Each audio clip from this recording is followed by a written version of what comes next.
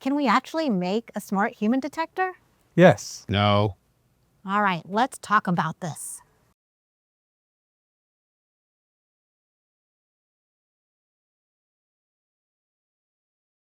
Guys, it's great to have you here to keep the conversation going around mobile robotics. One thing that I know has come up a few times is this trend of robots needing to get out of the cage, and then the requirements around safety and the challenges that that poses. So can you give us some information and details about some of the technologies you've talked about that might bring us to this point of having safe human detection? Right. Yeah, I mean, we get asked about this all the time. I mean, as those robots get around people, it's far more dangerous. It's a critical aspect is to keep people safe. And sort of redundant, safety certified sensors are what people ask for and need.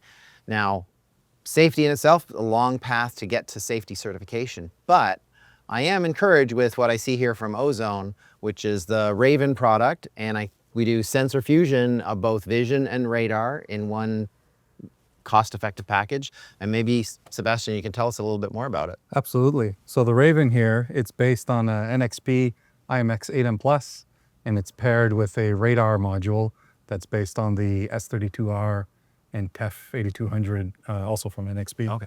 So what we've done is we've combined the two into a single platform.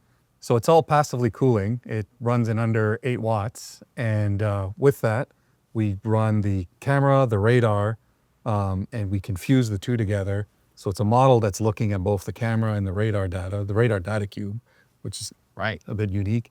And with that, we just get more types of sensors to consume, and it gives us redundancy. So we've got this demo here. Maybe you can show us around? Right. Well, maybe Sujata, if you can help us and stand next to George over here. All right. And what we see on the screen is the top is showing, your typical camera segmentation. And that's a model that looks at just the camera. Yeah. And it gives you this outline. And as we see, the robot is a robot and Sujata is a person. And on the bottom, we have the flattened radar data. So the bottom, you've got the radar. The top, you've got Sujata. They're both green, showing that they've detected a human. Exactly. And then the position of the dots is showing relative distance from how far it is from the sensor. So we see, the radar is still noisy. We get some flicker, but, on average, we're seeing the person there clearly, and the robot and the other noise in the background, the bench, the wall, Yeah, so you've got shows up in white. redundant information, so you don't, you can use both of them to be extra safe in terms of avoiding humans. Exactly. And that's really important, indoor, not so much. But when you go outdoor, we've got dust, we've got fog, the sun could be shining right into the camera and So like nighttime. farming applications, anything like that. Construction.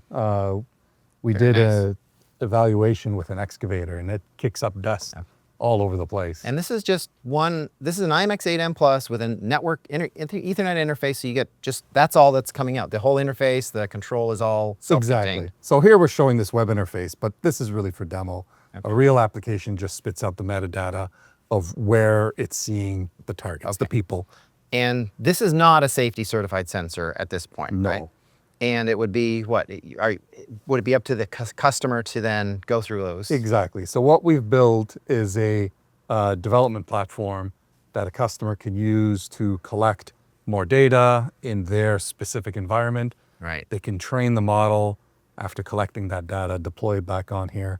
The full software stack, as we've talked about in some of the other episodes, is available on here and open for customers to take it to the next level. So that's really great. We're certainly getting much closer to a safety certifiable solution for human detectors. I'm impressed. I'm impressed too, and really just seeing the power of combining these technologies of radar and vision and that sensor fusion is what's enabling this, but also just seeing the small form factor and the power that it has. So thank you for demonstrating this and showing us the capabilities.